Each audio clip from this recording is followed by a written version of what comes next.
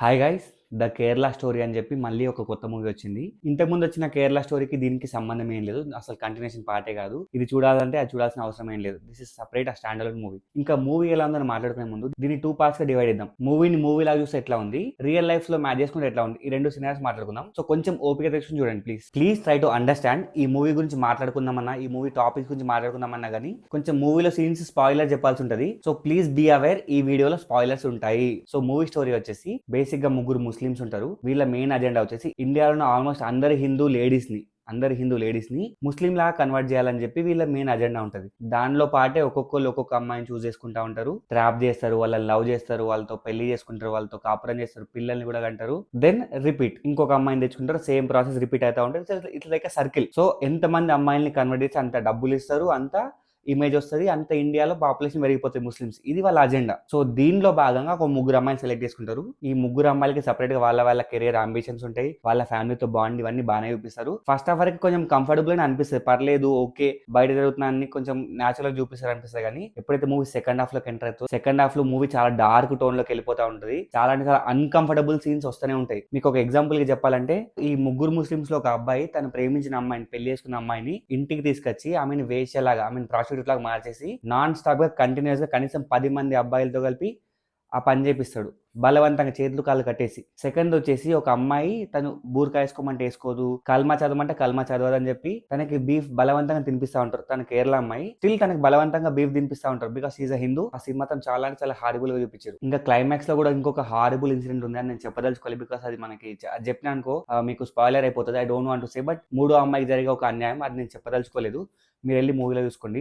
So ఇలా కొంచెం disturbing movement చాలా అంటే చాలా హెవీ ఉంటాయి సెకండ్ హాఫ్ లో. చిన్న పిల్లల్ని కానీ ఈ మూవీ సైడ్ తీసుకెళ్ళకండి, మీరు చూసి మీ పిల్లల్ని గైడ్ చేయండి అంతే. ఇది కొంచెం ఎడ్యుకేటింగ్ లానే ఉంటుంది, but at the same time దీనికి కొంచెం డిస్టర్బింగ్ గా ఉంటుంది. సో ఇది కంప్లీట్లీ డిపెండ్ ఆన్ మన మెచ్యూరిటీ పైన డిపెండ్ అయి ఉంటుంది. దీన్ని అంతీజీగా గొర్రెలా నమ్మేద్దామా, లేదంటే కొంచెం ఆలోచించి కొంచెం థింకింగ్ చేసి, మనకు కూడా ముస్లిం ఫ్రెండ్స్ ఉంటారు కదా, దాన్ని బట్టి చూద్దామని చెప్పి మనమే కొంచెం ఆలోచించుకోవాలంతే. తప్పు అనేది బోత్ మన సైడ్ నుంచి అవుతుంది, బికాస్ మనమంతా ఫూలిష్ గా బిహేవ్ చేస్తున్నాం కాబట్టి, మనమంతా డంబుగా ఉంటున్నాం కాబట్టి వాళ్ళు ఆబ్వియస్లీ వాళ్ళు తప్పే ఉంటుంది.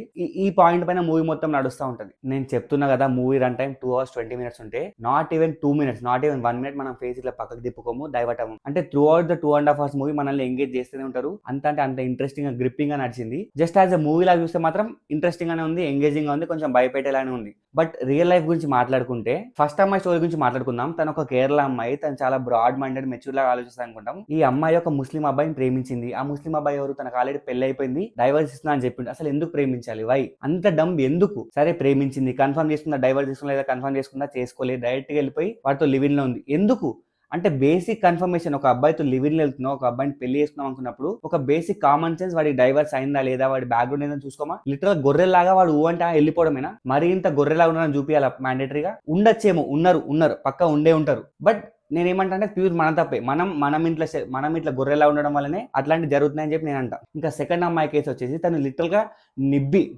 Pure inter nibbi 16 years age లో ఒక అబ్బాయిని పెళ్లి చేసుకుంటది. వాడు ముస్లిం అని తెలిసిన వాడిని పెళ్లి చేసుకుంటది. ఇక్కడ ఇంట్లో రీల్స్ చేస్తుంటే వాళ్ళు అమ్మొద్దు అని చెప్తారు, బికాస్ స్కిన్ షో చేస్తున్నాం అని చెప్పి వాడు ముస్లిం కమ్యూనిటీకి తీసుకుపోయి మొత్తం బుర్కా కాపీ చేపిస్తా అంటే ఎట్లా నమ్ముతుంది అసలు? How did she even believe ఒక ముస్లిం కమ్యూనిటీలో బుర్కా వేస్తున్న అమ్మాయిలు రీల్స్ ఎట్లా వేస్తారు అనుకుంటే నాకు అర్థం కావట్లేదు. అంటే అంతేజీ ఎట్లా నమ్మేస్తున్నామే? నా పాయింట్ వచ్చేసి అంతేజీ నమ్మేస్తామా? అంత మరి నిబ్బిలాగా, అంత కిడ్ లాగా బిహేవ్ చేస్తామా? అరే ఇంత ఫూలిష్ ఉండకంటారా అని చెప్పి మైండ్ లో మనకు కొడతా ఉంటది. అరే దీన్ని ఎట్లా పట్ట కొట్టబోతే ముఖం మీద అంత ఫూలిష్ డెసిషన్స్ ఉంటాయి. లిటరల్ గా ఇంట్లోకి లేచిపోయి పెళ్లి చేసుకుంటది.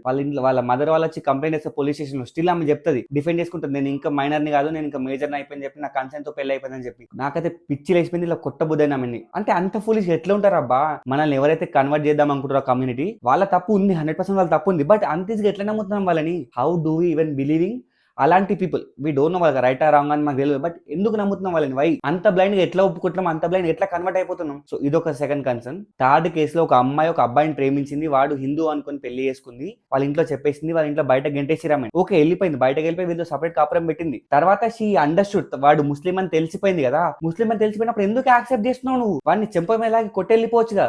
అక్కడే ఉండి ఏడుస్తా కూర్చుంది. వాడు కూడా ఫేక్ గా 2-3 సార్లు ఏడుస్తాడు, నమ్మేసి వాడితో పాటుగా కన్వర్ట్ అయిపోయి కూర్చుంటది. అరే అంత ఈజీగా కన్వర్ట్ ఎట్లా అయిపోతుంది నాకు అర్థమైతే లేదు. జస్ట్ వాడు ఏడుపు కన్విన్స్ అయిపోయి కన్వర్ట్ అయిపోతుంది. తను మళ్ళీ అథ్లెట్ మూవీలో జావ్లిన్ త్రో చేస్తా ఉంటుంది. తనకు లిటరల్ అథ్లెట్, తను నేషనల్ స్కేల్ వెళ్దాం అనుకుంటది. అలాంటి అమ్మాయి జస్ట్ ఒక వాడి ఫేక్ ఏడు చూసి కరిగిపోయిందంటే ఎట్లా నమ్మాలి ఈ రియల్ లైఫ్ లో, నాకు అర్థమైతే లేదు. సో ఇవన్నీ చూస్తుంటే ఏమనిపిస్తుంది అంటే వాళ్ళు 100% నీచం, వాళ్ళు చేసే తప్పే. బట్ స్టిల్ మన సైడ్ కూడా తప్పు ఉంది. మనం కూడా చాలా అన్ఎడ్యుకేటెడ్ ఉన్నాం. మనం కూడా చాలా అన్ఎడ్యుకేటెడ్ ఉన్నాం. మనకు చాలా నాలెడ్జ్ పెరగాలి వీటిపైన ఒక అవగాహన రావాలి. క్లైమాక్స్ లో ఆబ్వియస్లీ తెలిసిందే, పోలీసులు వస్తారు, వాళ్ళందరినీ పట్టుకుంటారు, 3 క్రిమినల్స్ పట్టుకుంటారు. థర్డ్ కేసులో ఈ అమ్మాయికి లిటరల్ గా చేతిలో ఫోన్ ఇస్తాడు, వాళ్ళ ఇంట్లో ఫ్యామిలీతో మాట్లాడుకోమని చెప్తాడు. అప్పుడు కూడా ఆమె ఫోన్ చేసి బానే ఉన్నా, సలీం బానే ఉన్నాడు, నన్ను బానే చూసుకుంటాడు, మీకు హాయ్ చెప్తున్నాను చెప్తాడు. అరే నీకు ఇష్యూ ఫేస్ చేస్తున్నావు, నేను టార్చర్ చేస్తుండు కదా అప్పటికి, he's forcing you to convert, నువ్వు ఎందుకు చెప్పట్లేదు మీ ఫ్యామిలీకి? లిటరల్ గా నాకైతే పిచ్చి లేచిపోయింది. నాకు ఆమె కొంచెం కూడా జాలి కలగలే.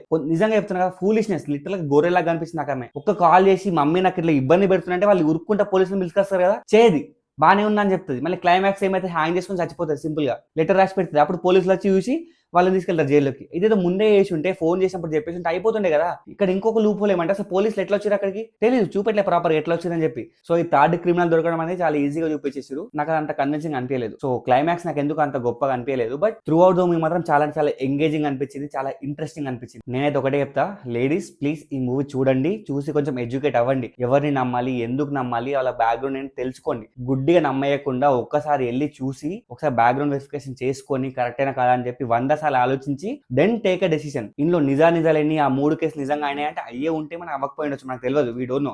But only from the movie point of view చూస్తే మాత్రం బీ అవేర్ అని చెప్తుంది మూవీ. సో చూడండి, కొంచెం అవేర్నెస్ పెంచుకోండి. యాజ్ ఏ మూవీ మాత్రం it is very engaging for 2.5 hours. చాలా ఎంగేజింగ్ ఉంది, చాలా డిస్టర్బింగ్ ఉంది. సెకండ్ హాఫ్ అయితే చాలా డిస్టర్బింగ్ ఉంటుంది. సో కొంచెం వీక్ హార్ట్ పీపుల్ మాత్రం వెళ్ళకండి, మిగతా ఇంకా మీ ఇష్టం. సో ఇది గైస్ నా రివ్యూ ఆన్ కేరళ స్టోరీ.